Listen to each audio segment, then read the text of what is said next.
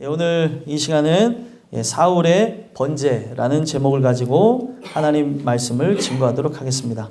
저와 여러분이 함께 사무엘상의 말씀을 읽었는데 우리가 사실 이 사무엘상으로 나누는 말씀을 봤는데 사실은 그냥 사무엘서입니다. 그거를 이제 반으로 잘라놓은 거예요. 상하로 잘라놓은 건데 이 내용의 핵심이 무엇인가 하고 보면은 여호와의 목소리를 청종하는 게 가장 중요하다는 걸 가르쳐주고 있습니다.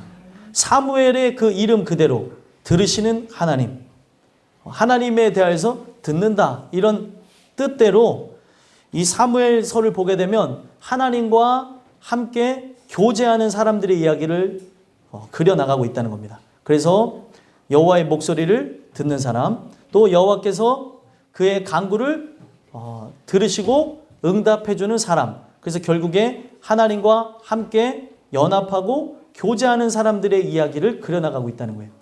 그리고 특별히 우리가 이 사무엘상을 보게 되면 그런 사람과 그렇지 못한 사람들의 그런 모습들, 이스라엘의 그 엘리 제사장의 집안이었는데도 불구하고 그들이 하나님과 함께 연합하지 못하니까 미신적인 신앙을 갖고 전쟁터에 나가는 모습들이나 그런 사상들이 성경에 나온다는 겁니다. 우리가 기독교 집안인 게 중요한 게 아니에요.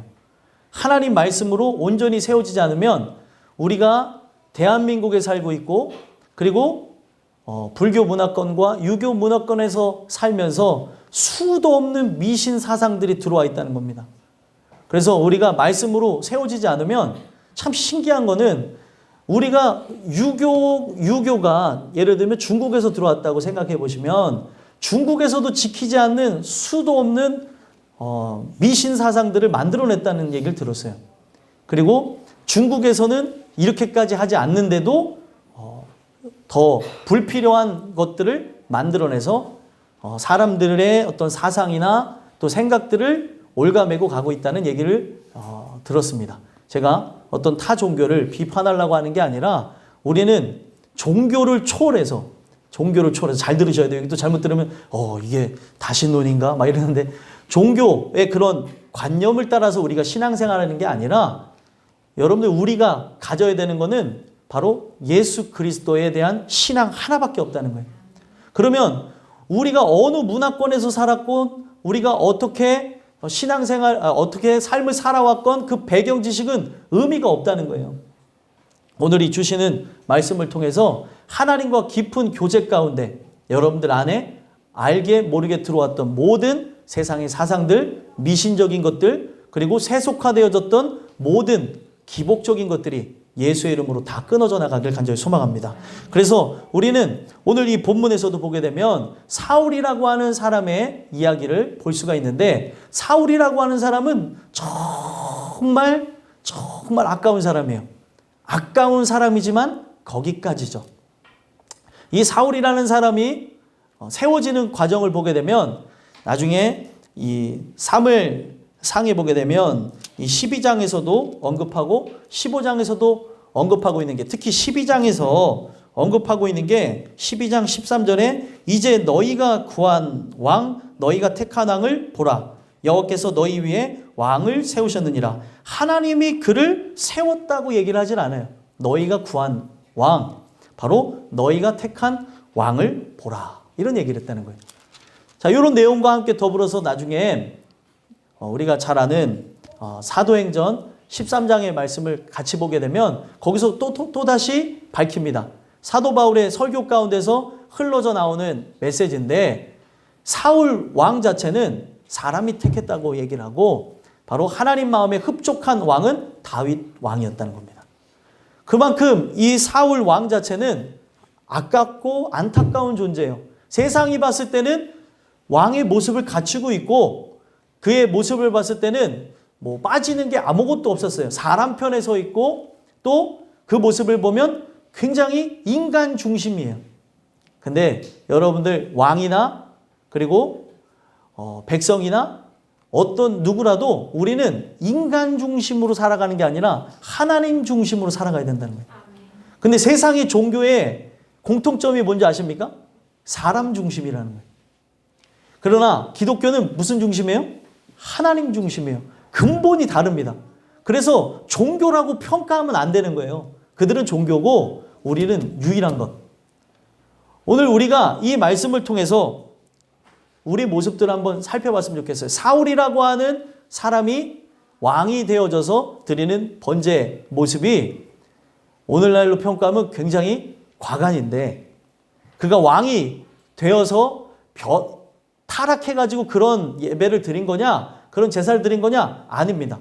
그의 속 안에 근본이 변화하지 않았기 때문에, 어제 청년들한테 이런 얘기를 했는데, 본질상 진노의 자녀에서 거듭나지 않았기 때문에 그가 왕이 되기 이전의 모습은 겸손하고 많은 사람들이 봤을 때 존경할 만한 모습이었는지 모르겠지만, 환경이 딱 바뀌니까 그 환경을 통해서 그동안 숨겨졌던 씨들이 새록새록 나오기 시작하는 거예요.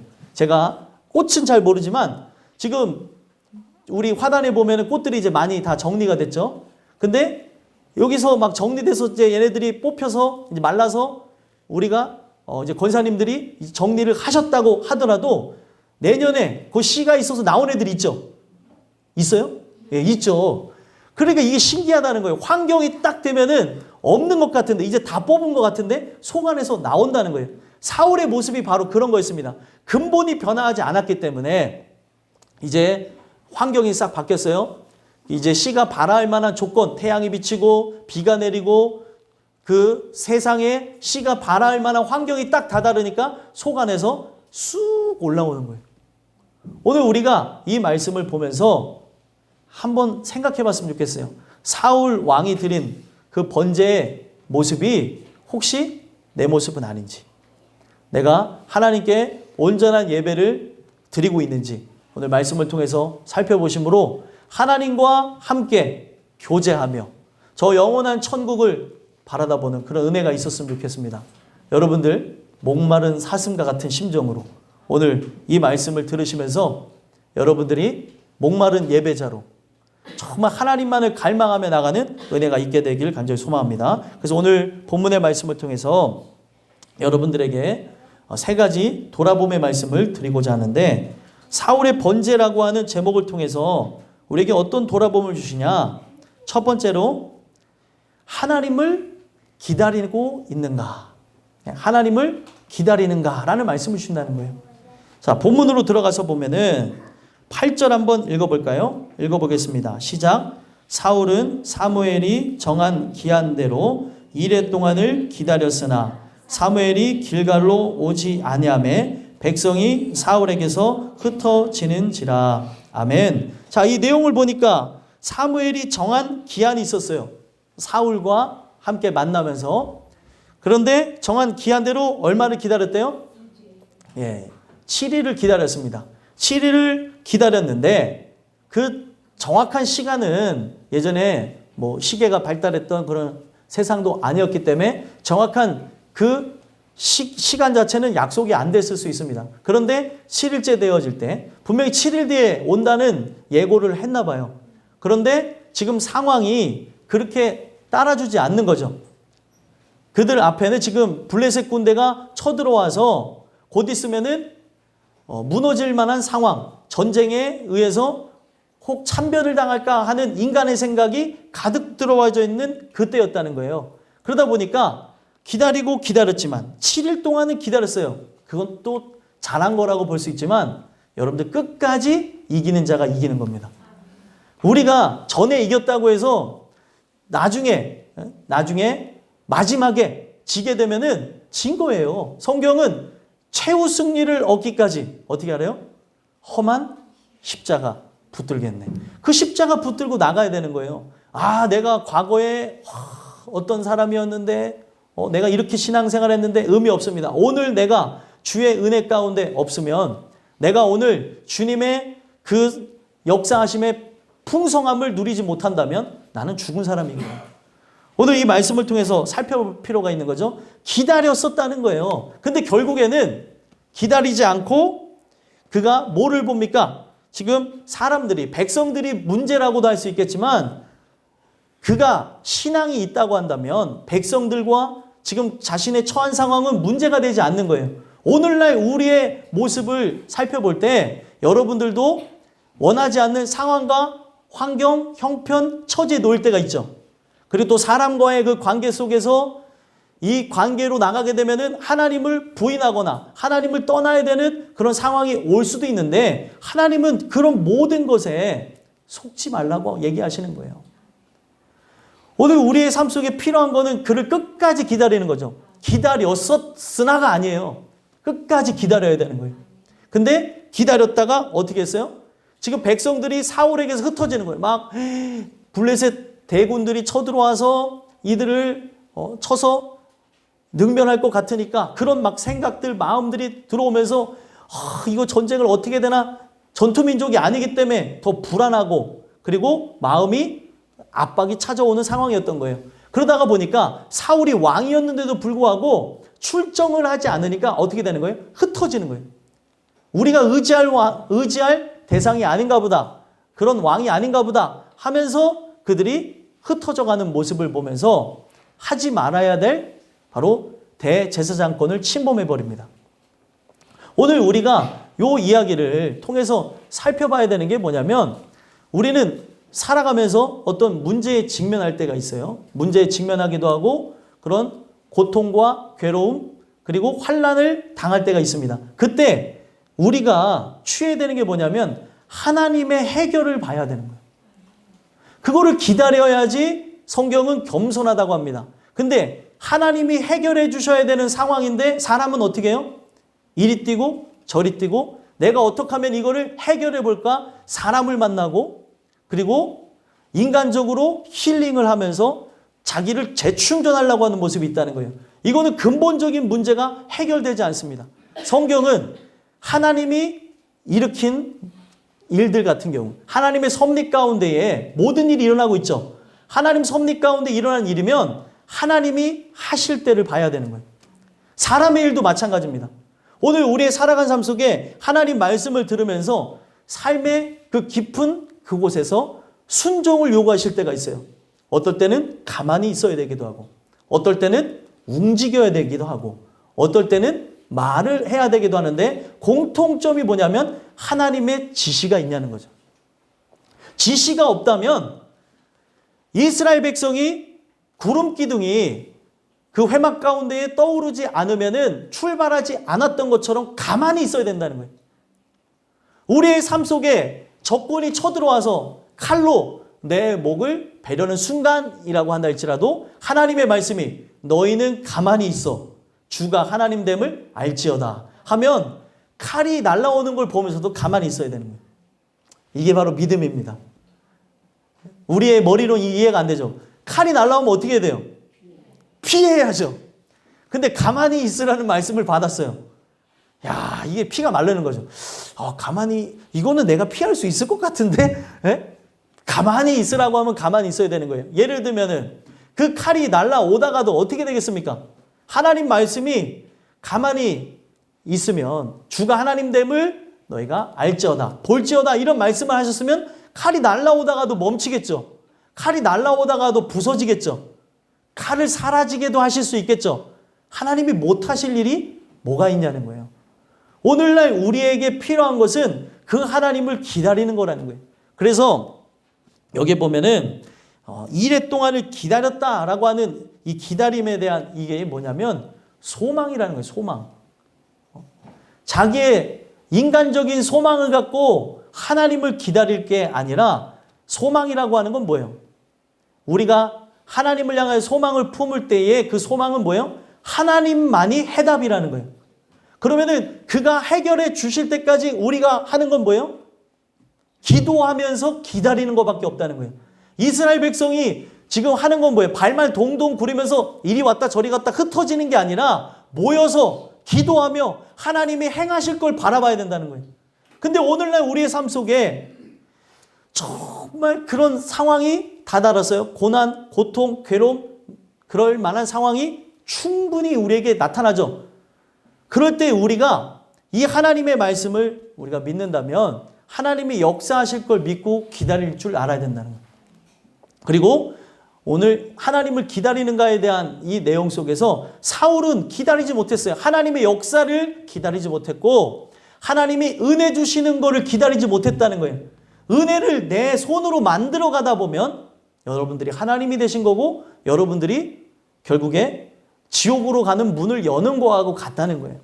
오늘 이 주시는 말씀을 통해서 여러분들이 유일한 소망이 하나님이라는 걸 아셨으면 좋겠습니다. 그래서 시편에 보면은 이 기다리다라고 하는 그런 단어, 소망을 갖는다는 단어가 많이 나와요. 뭐 우리가 내 소망이 어디에서 나온대요? 저에게서, 하나님에게서 나오는도다. 이런 고백을 시편에서 자주 본다는 거죠. 근데 시편 저자들이 그런 마음과 생각을 가질 수 있는 이유가 뭐예요? 여호와께 피하는 게 복이라고 생각했고 여호와만이 나의 유일한 피난처시고 나의 반석이라는 걸 믿었다는 거예요. 오늘 여러분들의 삶 속에 가장 중요한 게 뭐예요? 하나님 말고 다른 해답이 크게 보여서는 안 된다는 겁니다. 은혜는 뭐냐면 하나님만 보이는 거예요. 하나님만. 지금 이 내용을 보게 되면 이스라엘 사람들과 사울 왕의 똑같은 모습을 봐요. 바로 사울 왕의 눈에는 뭐만 보여요? 블레셋 대군만 보이는 거예요. 오늘 우리의 인생 속에 바라봐야 되는 거는 하나님만 바라봐야 된다는 거예요. 오늘 우리의 삶 속에 뭐가 은혜인 것 같아요? 하나님만 바라볼 수밖에 없게끔 상황, 환경, 형편, 처지 또 우리 인생에 계기를 주시는 것을 은혜라고 얘기합니다. 이게 가장 중요한 거예요. 아, 이게 진짜 은혜구나. 우리가 때로는 이 은혜를 맛볼 때 어떤 모습으로 맛볼 것 같아요? 성경에 보니까 죄인의 상태에서 또 처절하게 낮아진 상태에서 고통과 괴로움 상태에서 만납니다. 근데 성경은 이게 은혜라고 얘기하고 복이라고 얘기하고 있어요. 그러면 오늘 우리의 삶이 하나님만 바라보면서 나가는 게 은혜라고 하는데 아직도 내가 하나님만을 바라보지 않고 다른 걸 기다리고 있다면 오늘 우리의 삶이 어디로 향해서 나가는 거 있는가를 살펴봐야 된다. 사울의 번제와 내 번제가 같으면 안 된 거죠. 번제라고 하는 거는 태워서 드리는 제사를 얘기하는 겁니다. 그래서 하나님께 이 제사, 여기 보면 번제라고 한 단어가 바로 향기로 올린다라는 뜻이 있어요. 하나님께 향내나는 제사로 올려드리겠다는 거죠. 근데 하나님께 진짜 올려지는 제사를 드려야 되는데 오늘 우리가 이 사울왕과 같이 아주 인간 중심의 내 마음의 뜻을 따라서 나가는 제사를 드리고 있는 게 아닌가 살펴볼 필요가 있다는 겁니다. 오늘 이 주시는 말씀을 통해 하나님께서 은혜를 주실 때까지 찾게 되는 그런 여러분들의 모습, 제 모습이었으면 좋겠습니다. 때로는 멈춰서라고 하면 멈춰서고 가라고 하면은 끝까지 가는 거예요. 여기 길이 없는데요? 길이 없는데도 가라고 하면은 가다 보면은 어떻게 돼요? 광야에서 보여준 거는 분명히 광야는 여러분들 지금 같은 경우에는 내비게이션이 있잖아요. 그리고 그 여러 부분에서 갈 수 있는 지도나 이런 부분들이 마련되었지만 그때는 이스라엘 백성이 처음으로 가는 그 사막 한가운데 길로 하나님이 내모신 거예요. 근데 가다 보니까 길이 없네요. 가다 보니까 앞에는 홍해 바다고 뒤에는 애굽의 대군들이 나를 감쌌다는 거예요. 그러면 그때 우리가 어떻게 하나님께서 걸어가라고 하면 걸어가는 거예요. 처음에는 그들의 이 광야에서 죽게 되어진 9세대들을 보게 되면 어떻게 됩니까? 출애굽 1세대들은 이 사람들은 기적을 체험했으나 실제적인 것을 체험하지 못해서 수동적인 모습을 봤는데 분명히 그런 엄청난 역사를 경험하지 못했던 출애굽 2세대들, 광야에서 태어났던 그 사람들은 하나님의 말씀을 믿으면서 어떻게 합니까? 요단강을 그냥 건너갔다는 거예요. 저게 길이라는 거예요. 저 길 건너야 어딜 가는 거예요? 가나안 땅으로 들어간다는 거예요. 그랬더니 어떻게 했어요? 우리가 똑같이 그 모습처럼 나가는 거예요. 언약궤를 짊어지고 제사장들부터 나가는 거예요. 오늘 이 주신 말씀을 통해서 바로 여러분들이 사역자들부터 또 우리 교회 임원들서부터 또 어른들 아이에 이르기까지 하나님 말씀 앞에 먼저 가는 거예요. 길이 없다고 인간의 생각으로 판단하고 이것을 계산하는 게 아니라 하나님 말씀은 뭐예요? 계산하고 가는 게 아니라는 거예요. 가라고 하면 가는 거예요.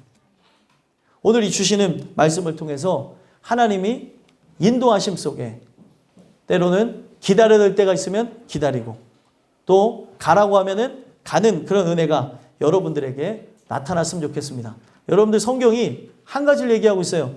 기다려야 되는데 움직이는 걸 뭐라고 얘기할 것 같아요? 네? 기다려야 되는데. 똑똑한 아이들은 뒤에 보상을 생각하면서 강아지도 그런 걸 보게 되는데 강아지하고 사람하고는 비교할 수가 없잖아요.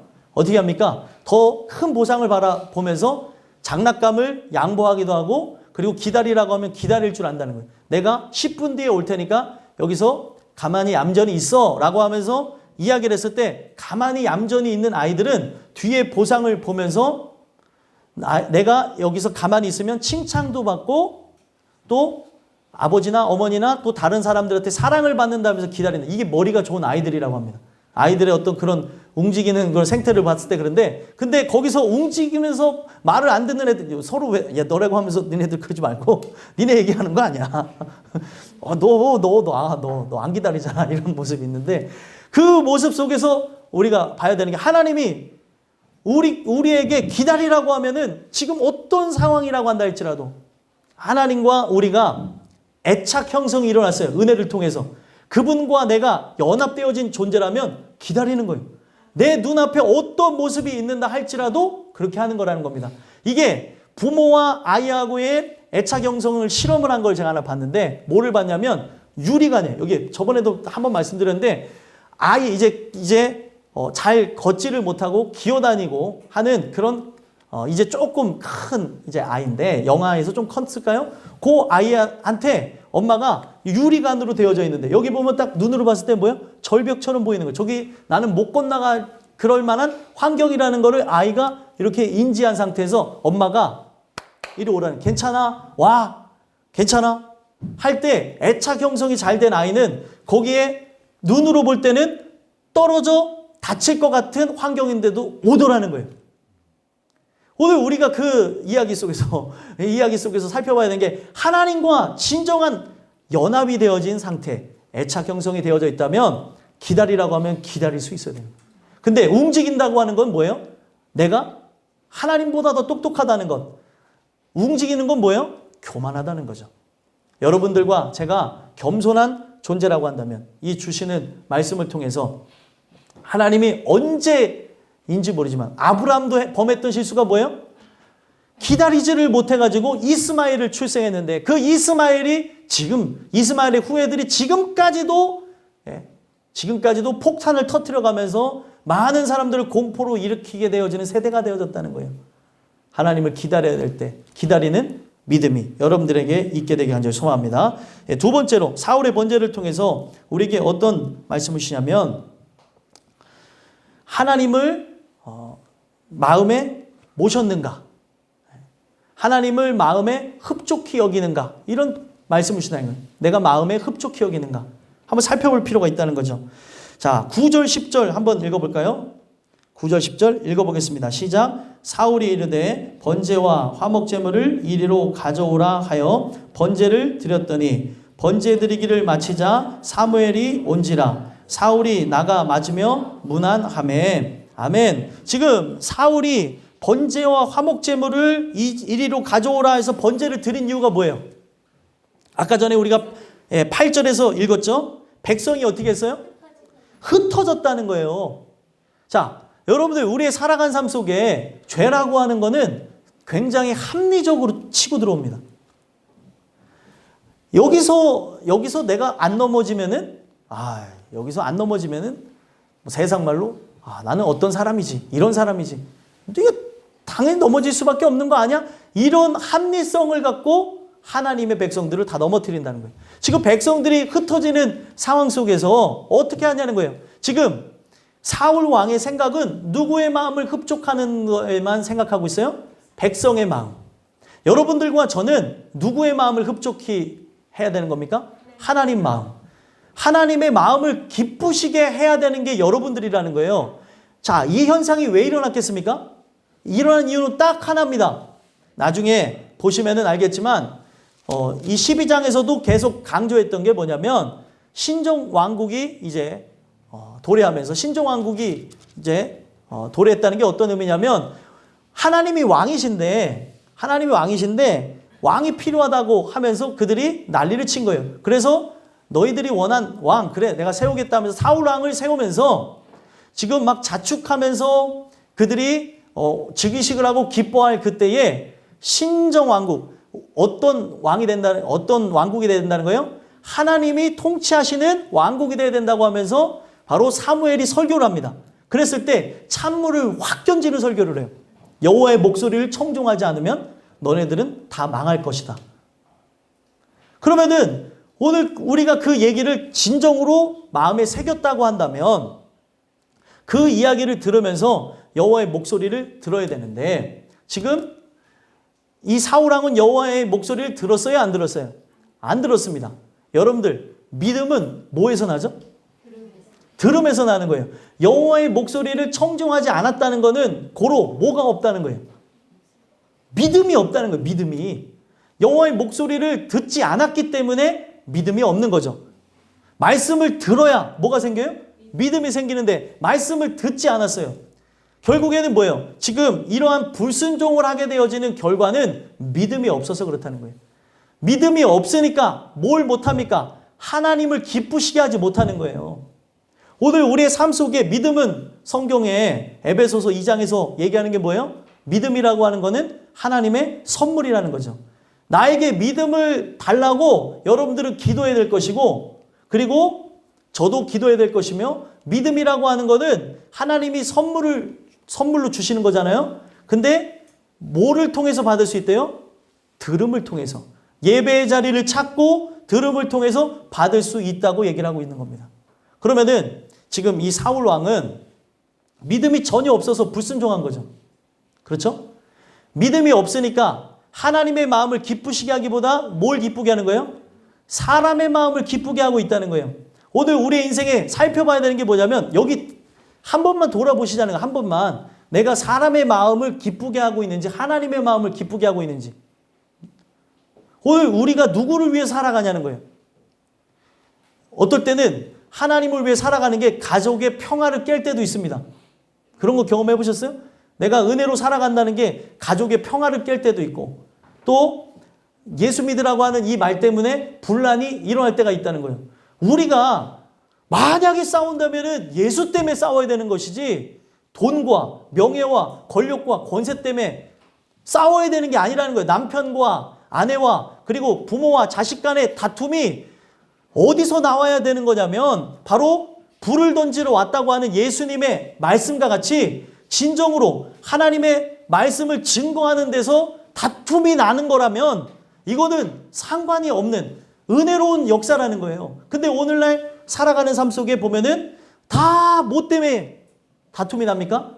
먹고 사는 문제 때문에. 다 이 땅에 썩어질 것들 때문에 싸움이 일어나고 있다는 거예요. 오늘 우리의 살아가는 삶 속에 봐야 되는 게 우리가 정말 누구의 마음을 기쁘게 하면서 살아가고 있냐는 거죠. 예배라고 하는 게 지금 이 시간에서만 드려지는 게 예배가 아니죠. 이 주일날 드리는 예배를 통해서 6일의 삶 또한 예배자로 드려지기 위해서 우리가 나와 있는 거 아닙니까? 오늘 우리의 살아가는 삶 속에 진짜 이 하나님의 마음을 기쁘게 하는 게 뭔지 모른다면 제가 어떤 이단하고 제 아내하고 저하고 이렇게 지나가다가 이단의 그 어떤 사람들하고 한참 얘기했는데 그 사람들이 저한테 얘기하는 게 그거예요. 6월절 지키냐? 6월절 지키냐? 성만찬 하냐? 역으로 질문한 게 그거 한다고 천국에 가냐는 얘기를 했어요. 제가 이거를 해서 천국에 간다고 하면은 성만찬을 늘 해야 되고 이렇게 하는 부분이 맞겠지만 성경에서 말하는 6월절의 의미가 실제적인 십자가 사건을 의미하는 거 아니냐. 십자가 사건을 경험하지 않으면 이것 자체를 행한다는 것이 의미가 없다는 것을 얘기했더니 본인들이 얘기하는 게 인정하는 거예요. 제 얘기가 틀리지 않았다는 거예요. 그러니까 한참 얘기해서 막 주거니 받거니 얘기해서 단도직입적으로 내 얘기가 지금까지 제가 쭉 설명했어요. 그랬더니 그 사람이 듣고 나서 하는 얘기가 가만히 들으면서 있더라고요. 그래서 내 얘기가 틀렸냐? 지금까지 당신한테 내가 전한 이 말이 틀렸냐 했더니 하나도 틀림이 없대요. 그러면은 뭐가 다른 거냐? 얘기하고 싶은 걸 드러내라는 거예요. 그랬더니 이제 이단의 사이비 이름을 딱 얘기하는 거예요. 이 이름으로 기도하지 않으면 안 된다는 거예요. 그게 당신하고 나하고 차이라고. 머리로 아는 게 아니라 진짜 경험해야 되고, 당신이 자기는 경험했다고 했는데 경험하지 않으니까 사람의 이름을 불러가면서 기도하는 거 아니냐 하면서 한참 그렇게 얘기하고, 아우 멋있어요. 나중에 다시 만나기로 했어요. 우리 제 아내가 걸크러쉬잖아요. 좀 이렇게 있잖아요. 그러니까 야 번호 돼. 번호 찍어. 나중에 만나자. 신학생이래. 신학생. 나중에 번호 돼. 만나자고.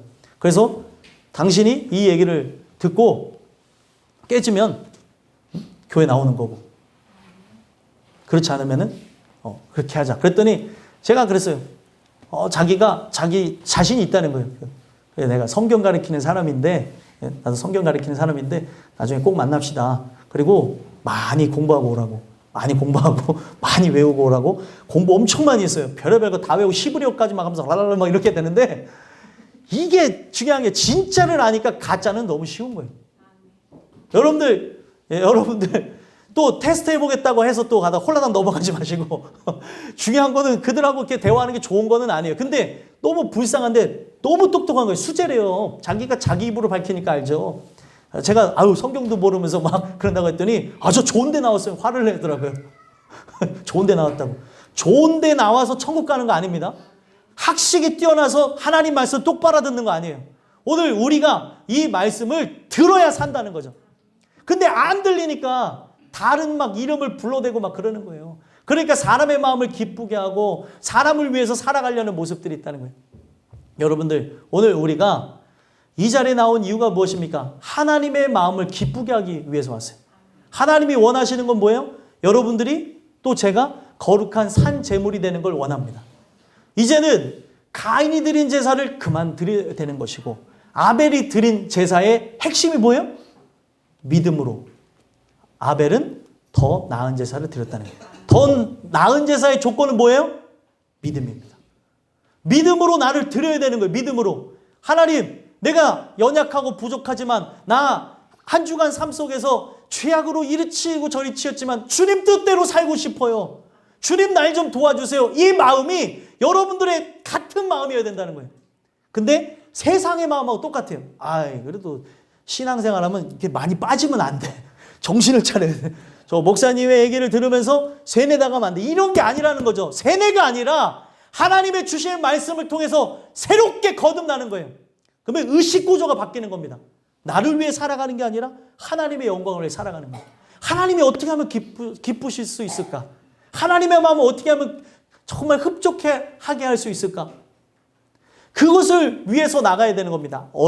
어른이시든 아니면 어린 아이들이건 누구든 그렇게 나가야 되는 것을 이야기를 하고 있다는 거예요. 근데 여기에 사울왕은 어떻게 하고 있어요? 사람들의 눈에 들어오고 사람들의 마음을 살라고 하다 보니까, 사람의 마음을 기쁘게 하려고 하다 보니까 누구를 잃어버리는 걸 몰랐어요? 하나님을 잃어버린 것.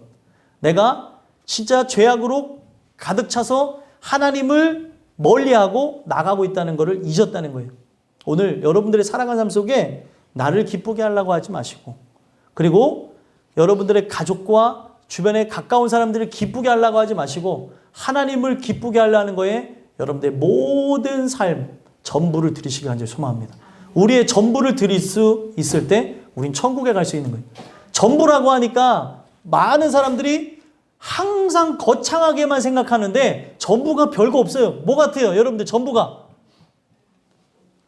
돈이에요? 돈도 아니에요. 명예예요? 권력과 권세입니까? 아니에요. 전부는 뭐냐면 여러분들 자신을 드리는 게 전부예요.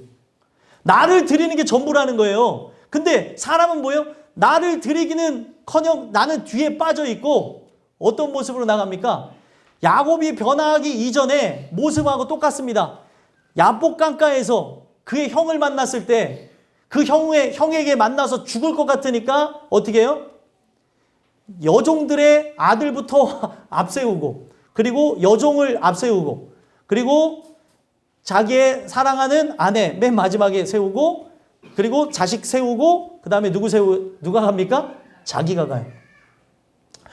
자기가 나가야 되는 거예요, 자기가. 근데 지금 이 모든 부분에서 자기는 뒤로 빠져가지고, 그렇게 해가지고, 어떻게 하면은 사람의 마음을 흡족하게 할까 하면서 인간의 모든 수단과 방법을 가리지 않는 모습들이 있다는 거예요. 여러분들이 지금 이 말씀을 들으시면서 내가 수단과 방법을 가리지 않으면서 이 땅에서 살라고 애쓰시는 거를 제가 잘 알아요. 근데 거기에 하나님의 뜻과 무관하다면 나는 죽으려고 몸부림치는 거하고 똑같다는 겁니다. 우리 이 내용이 너무 충격적이고 이 내용을 우리가 받아들이고 수용하기는 어렵겠지만 오늘날 열심히 사는 게 죄가 될 수 있다는 거예요. 하나님의 뜻과 함께 가지 않으면 오히려 그 열심이 내 의를 부추기고 독약이 된다는 거예요. 누굴 기쁘게 하기 위해서 우리가 돈을 버는 겁니까? 누굴 기쁘게 하기 위해서 오늘 먹고 마시고 오늘 우리의 삶을 영위해 나가고 있냐는 거예요. 하나님을 기쁘기 위해서 하는 것이 아니라면은 내가 아무리 수고하고 열심히 한다 그래도 이거는 바로 나를 위해서 가장으로서 내 가족을 위해서 본능적인 우리의 삶의 어떻게 보면 테두리 안에 있는 사람들을 보호하기 위해서 나타나는 모습이 하나에 불과하다는 겁니다. 폄하하는 게 아니고 온전한 걸 들으셨으면 좋겠어요. 폄하하는 게 아니라 우리의 삶의 뜻이 온전하게 세워지지 않으면 내가 열심히 사는 게 저 지옥불에 들어가는 그런 삶을 더 앞당기는 거하고 똑같다는 거예요. 오늘 이 사울의 번제를 통해서 한 번만 생각해 봤으면 좋겠습니다. 내가 바로 이 하나님의 마음을 흡족하게 하기보다 사람을 기쁘게 하면서 사람을 위하여서 신앙생활을 하고 또 오늘 내가 하나님과 1대1로 나와야 되는데 사람의 눈치를 보면서 누군가의 말 때문에 나왔을 수도 있는 거예요. 이제는 그게 아니라 하나님과 함께 깊은 교제 나누면서 그분의 그 마음을 기쁘시게 하고 오직 하나님 뜻대로 하게 되어지므로 영원한 천국이 여러분들의 것이 되는 은혜가 있게 되기 간절히 소망합니다. 마지막 세 번째로 사울의 번제를 통해서 우리에게 어떤 말씀을 주시냐면 하나님을 두려워하는가라는 말씀을 주시는 거예요. 하나님을 두려워하는가. 11절에서부터 14절까지 내용을 보게 되면 하나님을 두려워하기보다는 누구를 두려워해요? 백성과 또 하나 있어요. 백성과 블레셋 대군들을 두려워하고 있다는 거예요. 한번 살펴볼까요? 11절 한번 읽어보겠습니다. 읽겠습니다. 시작. 사무엘이 이르되 왕이 행하신 것이 무엇이냐 하니 사울이 이르되 백성은 내게서 흩어지고 당신은 정한 날 안에 오지 아니하고 블레셋 사람은 믹마스에 모였음을 내가 보았으므로. 아멘. 지금 이 사람이 행한 거에 대해서 뭐를 하고 있는 거예요? 핑계를 대고 있어요. 이게 어느 장면하고 비슷한 줄 아십니까?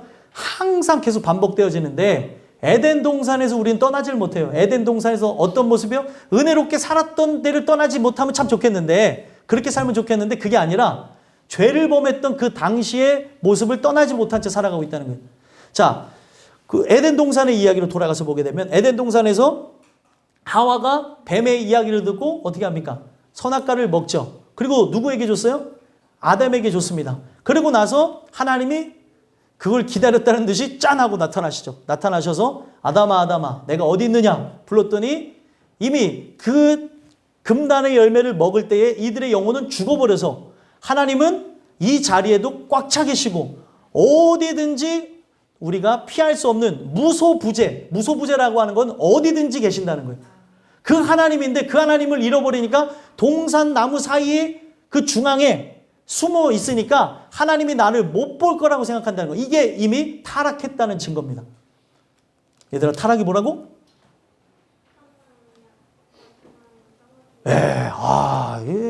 얘네들이 오늘 말씀을 배우고 있어요. 그래갖고 얘네들이 기억하고 있잖아요. 착한 마음에서 나쁜 마음으로 떨어지는 것. 타락이 그거거든요. 하나님의 뜻대로 살아야 되는 그 마음이 이제는 뭐예요? 나의 뜻대로 살아가는 마음으로 완전히 바뀌어버렸다는 거예요. 그러면서 어떻게 합니까? 하나님이 그들에 대해서 부르시고 이제 그들과 함께 대화를 시작하니까 아담이 핑계를 댑니다. 아담이 누굴 핑계로 대요? 하와 핑계로 대고, 하와 누구 핑계로 대요? 뱀 핑계로 대요. 근데 여기에 핵심이 뭔지 아십니까? 핑계의 가장 큰 문제는 뭐예요? 하나님께 있다는 거예요, 이 문제가. 거기서의 그 핑계가 뭔지, 오늘 사람을 비판하고 정죄하고의 문제가 뭔지 한번 생각해 보자는 거예요. 왜 그러냐면 그 핑계 댈 때 아담이 어떻게 얘기해요? 하나님께서 주신 저 여자가 예? 저 사람이. 그러니까 누가 준 게 문제예요? 하나님이 준 게 문제인 거예요. 하나님이 이 삶의 모든 문제의 원인이라고 하는 말도 안 되는 소리를 하고 있는 겁니다. 근데 오늘 우리가 은혜가 떨어지든지 아니면 거듭나지 않았든지 하게 되면은 모든 문제의 원인이 하나님 앞에 있다고 생각하며 원망하며 불평하며 그리고 많은 그 생활 속에서 내 뜻을 따라서 구하는 모습들이 나온다는 거예요. 오늘 우리의 살아가는 삶 속에 내가 원망과 불평과 그리고 다툼 속에 살아가는 것은 아닌지 한번 살펴보셨으면 좋겠습니다. 이스라엘의 모습이 누구의 모습이에요? 이스라엘 백성의 광야를 통과하는 모습이 바로 우리의 모습, 바로 나의 모습이라는 거예요. 그래서 지금 여기서 사울이 한 행동은 에덴 동산에서 죄를 범했던 그 원죄가 그 안에 그대로 자리 잡고 있어서 영혼이 부패했기 때문에 본능적으로 나타나는 게 뭐예요? 핑계를 댄다는 거예요. 합리적으로 나가는 거예요. 왜 교회 못 나오니? 학원 가야 돼서 못 나와요. 교회 왜 못 나오니? 제가 누구를 만나야 돼요. 왜 교회 못 나오니? 돈을 벌어야 돼요. 왜 교회 못 나오니? 지금 중요한 일이 있어요. 이 세상에 천국 가는 일보다 중요한 일이 어디 있어요? 아니, 합리적인 걸 갖고 세상이 얘기하니까 같이 한번 합리적인 걸 따져보자는 거죠. 이 세상에 우리가 천국, 지옥 가는 것보다 더 중요한 일이 어디 있냐는 거예요. 근데 오늘날 마귀의 그 속임수에 막 놀아나서 막 열심히 어떤 청년하고 제가 대화를 했는데 교회를 못 나온다는 거예요. 왜 못 나오냐? 투잡 뛰고 쓰리잡을 뛰어야 되고 그리고 알바를 해야 되고 주말에 돈을 많이 주니까 그때 가서 해야 된다는 거예요. 그러면서 얘네들의 논리는 딱 정확해요. 돈 벌어야 먹고 사는데 그러면은 어떻게 해요? 돈 벌지 말라는 거예요? 어떻게 해요? 빚 갚아야 되는데 지금 이 문제를 해결해야 되는데 여러분들 이 얘기가 틀린 얘기가 아니에요. 그들의 얘기가 틀린 얘기는 아닌데 하나님을 전제로 하는 삶은 어떻게 살아갈까요? 똑같은 일이 있을 수 있어요. 우리가 빚도 갚아야 될 수도 있고 우리의 삶에 많은 문제들이 생겨날 수도 있어요. 그때 하나님을 전제한 삶은 하나님을 예배하고 하나님께 경배하는 것을 우선시하면서 돈도 벌 것이고 사람도 만날 것이고 밥도 먹을 거고 옷도 입을 것입니다. 근데 이들의 이야기를 보면 하나님을 전제로 하질 않았다는 거예요. 하나님을 전제하지 않았다는 거예요. 절대로. 그러고 나서 핑계를 누구에게 대요? 이렇게 살 수밖에 없는 걸 어떻게 해요? 라고 하면서 그 상황을 준 누굴 핑계대는 거예요? 하나님을 핑계대고 있다는 거예요. 이게 오늘날 삶의 문제라는 거죠. 지금 자기가 그런 삶의 그런 끝자락까지 가고 문제의 그런 근원 속에 가게 되어진 그런 부분들, 나의 죄 때문이기도 하고 하나님께서 그 부분 속에서 나를 또 새롭게 하시고자 징계를 통하여서 하나님이 나를 바꾸시는 과정일 수도 있고 여러 상황 속에 놓여져 있을 거라는 거예요. 그런 상황 속에서 우리는 하나님께서 만들어 놓은 이 세상의 법칙, 하나님 중심으로 살아가야 되는 것을 깨고 살아가면 안 된다는 거예요. 어떤 상황 속에서도. 마귀는 어떻게 할까요? 어떤 상황이든지 만들어서 여러분들의 예배하려고 하는 여러분들의 삶의 가치와 또 여러분들의 마음과 생각을 무너뜨리려고 할 거라는 거예요. 그래서 지금 이 사울 왕이 범한 이 행동을 보게 되면은 또다시 그 금단의 열매를 먹은 그런 모습의 한 사람이 되어졌다는 거예요. 오늘날 여러분들의 삶 속에 똑같은 거예요. 예배를 깨트리면 안 되죠. 우리는 정확하게 나중에 그런 이런 예배를 드려야 되는 토요일날 예배 드려야 되는데 왜 주일날 예배 드립니까? 라고 하면은 우리는 주일 예배를 우상화하지 않습니다라는 얘기를 꼭 해주세요. 주일을 우리가 거룩히 지키는 걸 통해서 6일의 삶 또한 예배자가 되기를 소망하는 거지 주일 자체를 나왔다고 해서 천국 가는 도장이 아니라는 거예요. 그랬더니 그 친구가 이제 어리둥절한 거예요. 이게 무슨 소리지? 이걸 갖고 싸워야 되는데 주일을 들여서 태양신을 숭배한다고 하고 막 뭐라고 해야 되는데 다른 소리를 하네? 제가 그들하고 얘기했을 때 그러니까 네가 종교고 내가 아직도 진짜 예수를 못 만났다 했더니 자기 막 만났다고 펄쩍펄쩍 뛰고 뭐 자기는 기도도 하고 막 그런다는 거예요. 여러분들 기도는 저 산에서도 하고 들에서도 하고 어디서도 다 해요. 뭘 위해서 하고 내가 어떤 마음 상태로 그와 함께 진짜 연합해서 하는지 그거 다 모든 걸 살펴봐야죠. 오늘 우리의 살아가는 삶 속에 살펴봐야 되는 게 오늘 우리가 진짜 이 사울 왕이 범한 그런 죄처럼 하나님이 정해놓은 그분을 위한 삶을 살아야 되는 거예요. 절기를 정해놨어요. 이 절기를 율법적으로 지키는 게 하나님의 목적이 아니라 절기의 정신은 하나님을 잊지 않고 그 예배를 통하여서 이 삶이 예배가 되는데 핵심을 두고 있다는 거예요.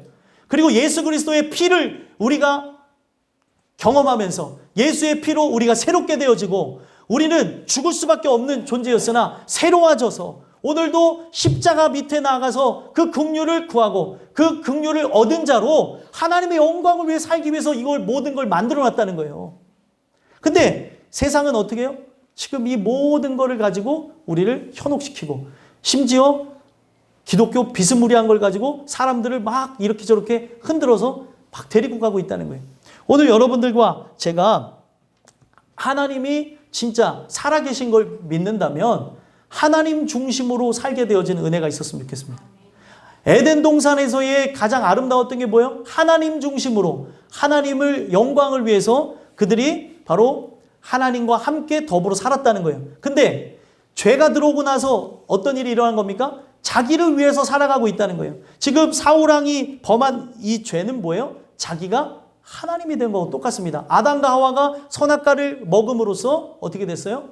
질서를 무너뜨린 거죠. 그리고 눈이 밝아지면서 자신이 하나님이 됐던 것처럼 사울 왕이 자기 위에 진짜 하나님이 진짜 왕이 계시는데 그 왕을 무시하고 이스라엘의 전체 왕이 되려고 하다가 어떻게 된 거예요?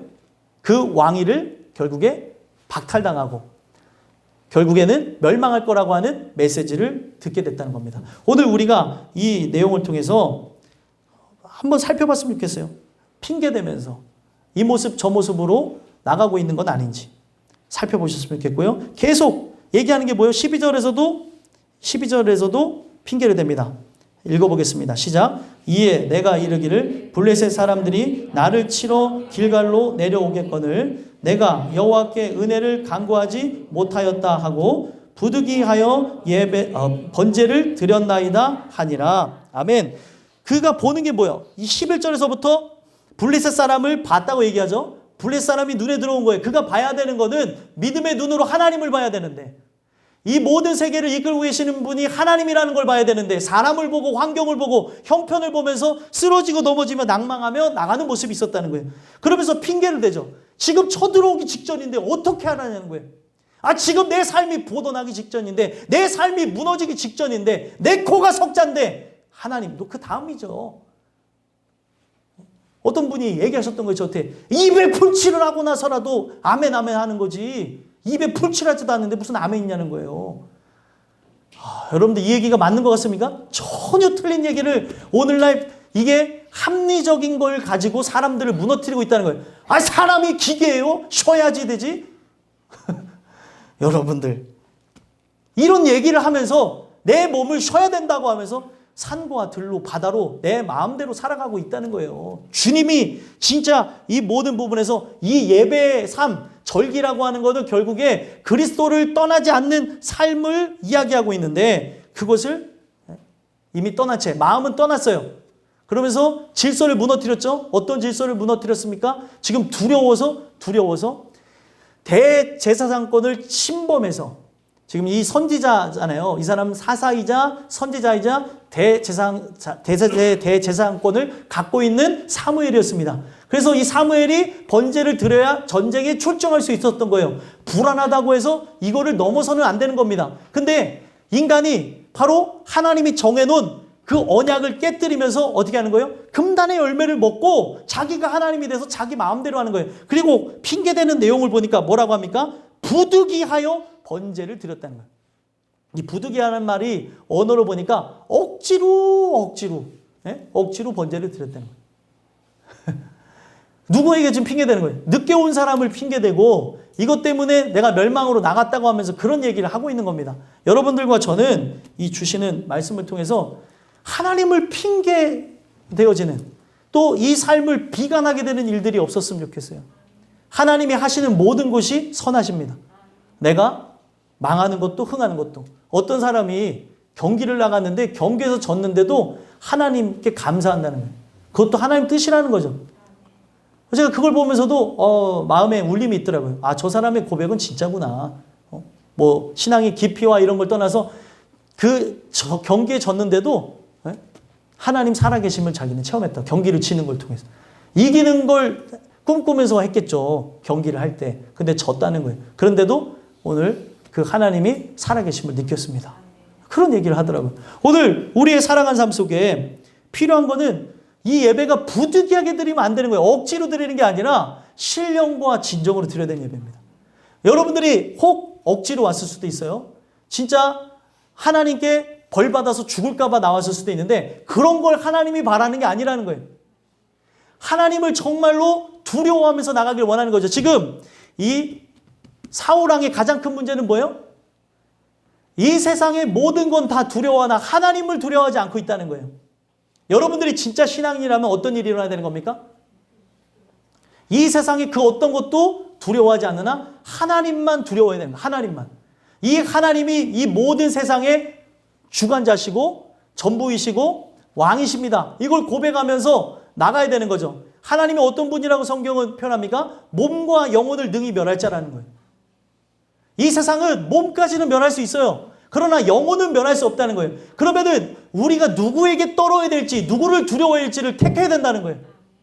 오늘 이 주시는 말씀을 통해서 여러분들과 제가 어떤 모습으로 나가는지를 봤으면 좋겠어요. 그러면서 이 13절, 14절 이렇게 부득이하게 번제를 드리면서 지금 사무엘과 하나님께 핑계댔던 바로 이 사울왕에게 철퇴를 주면서 하나님의 그 말씀이 떨어집니다. 13, 14절 읽어보겠습니다. 마지막으로 읽겠습니다. 시작.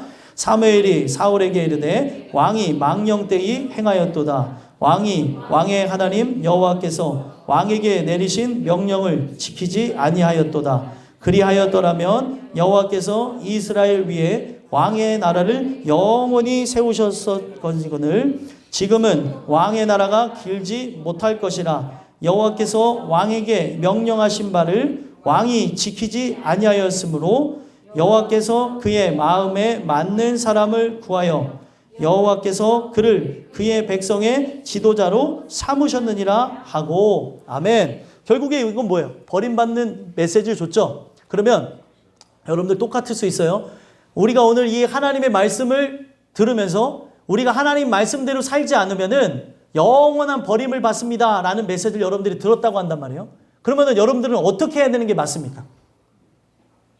어떻게 하는 게 맞아요? 이 사울왕의 마지막 이야기를 보면서 사울왕이 어떻게 해야 되는 게 맞습니까? 지금 왕위에서 쫓겨날 것이고 내 마음에 맞는 백성의 지도자를 내가 세우겠다. 그랬을 때 여러분들이 하는 행동, 사울이 해야 될 행동이 무엇입니까? 그렇죠. 회개해요. 잘못했어요. 도와주세요. 살려주세요. 어제 꼬맹이들하고 성역 공부했는데 우리 예준이가 말을 안 들어서 성역 공부하다 쫓겨났어요. 그랬더니 잘못했다고 해서 용서를 해줬거든요. 움직이지 말라 말씀 들을 때 그랬는데 그치? 용서해 줬지? 그래서 이제 말씀 들을 때 똑바로 들어야 되는 거 알았잖아. 그치? 그래서 그런 얘기를 이제 대화 나누고 그랬는데 하나님은 어떤 분이냐면 사람도 하나님의 그 뜻을 따라서 나가는 존재라면 어떤 잘못을 했을지라도 그게 속에서는 진짜 마음이 100%인지 아니면 10%만 미안한지 잘못했다고 하는지 나는 관심 가질 필요가 없는 거예요. 잘못했다고 하면은 바보처럼 용서해줘야 되는 게 하나님의 사람입니다. 그리고 그가 그 용서를 빈 그것이 거짓이라면 하나님께 심판을 받을 거라는 거예요. 그러면은 이 사울 왕이 해야 되는 행동은 뭐였냐면 하나님 살려주세요. 하나님, 내가 하나님보다 앞섰습니다. 교만했습니다. 내가 하나님을 두려워하지 않았습니다. 내가 백성을 두려워했습니다. 하나님 용서해 주세요 라고 하는 것인데 마음이 완악하니까 어떻게 해요? 용서를 구했다는 내용이 전혀 나오질 않고 나중에 15장에서도 불순종을 행하는 전쟁에 나가게 되잖아요. 그 전쟁에 나가서 분명히 아말렉의 그 군대를 진멸하라고 했습니다. 그러면은 아말렉 군대를 진멸해야 되는 거죠. 그런데 진멸하지도 않았고 자기 마음대로 살려주고 뭐 제사 드린다고 하면서 핑계는 좋아요. 막 그 제사를 드린다면서 제물거리를 막 데리고 왔다는 거예요. 그래서 하나님께서 버리신다고 했으면은 어떻게 되는 거예요? 아, 살려주세요. 살려주세요. 용서해주세요. 저 좀 붙잡아 주세요. 이건데 어떻게 합니까? 아, 백성들이 보고 있으니까 일단은 제사를 좀 드려달라는 거예요. 아, 사람들이 좀 보고 있으니까. 이게 우리들의 모습일 수 있다는 거예요. 오늘 이 주시는 말씀을 통해 사울의 번제 드린 모습이 오늘 나의 모습은 아닌가 한번 돌아다 보시고 또 점검해 보심으로 하나님이 원하시는 제사, 하나님이 원하시는 제사가 뭐예요? 영과 진리로 예배하는 것. 그리스도와 함께 연합되어져서 내 자신을 드리는 것을 원하십니다. 그래서 성경은 하나님만을 두려워하라는 거예요. 하나님만을. 내가 그 하나님을 두려워하지 않고 오늘도 이 얘기를 여러분들 듣고 흘리시면은 어떤 일이 나냐면 삶의 많은 열매들로 드러날 거예요. 그 열매들을 바라보면서 결국에 돌아오는 것도 은혜지만 우리가 하나님께서 징계하시기 전에 돌아옴으로 그 하나님의 기쁨이 되어지고 하나님이 나를 매로 때리는 것을 원하세요? 아니면은 말 잘 듣고 하는 걸 원하실까요? 말 잘 듣고 진짜 은혜로 기쁘게 나가는 걸 원하겠죠. 하나님이 벌 주시려고 서 있는 분이 아니라는 거예요. 아버지 어머니도 같은 뜻이었던 것처럼 우리 하나님 또한 마찬가지라는 겁니다. 그래서 이스라엘 역사를 보면 하나님이 계속 주목하고 계신대요. 근데 그 주목하는 상황 가운데서 하나님이 사사기서를 보면은 그들에게 징계를 주시죠. 이방 군대에 침략이 일어나고 그럴 때 하나님 마음은 어땠겠냐는 거예요. 일부러 그 악한 놈들의 손에 붙이셔가지고 보시는 하나님의 마음은 어땠냐는 거예요. 굉장히 아프시고 괴로웠다는 거죠. 그랬더니 어떻게 해요? 잘못했습니다. 살려주세요 하는 그런 말을 한과 동시에 사사를 보내서 그들을 다 쓸어 엎으시고 그들을 구원하시지 않았냐는 거예요. 하나님 마음이 바로 그런 마음이라는 거예요. 여러분들이 진정으로 예배드리고 돌아오기를 바라시는 마음이라는 거죠. 오늘 이 말씀이 여러분들의 새겨져서 은혜가 넘쳐나는 삶이 되게 하기를 소망합니다.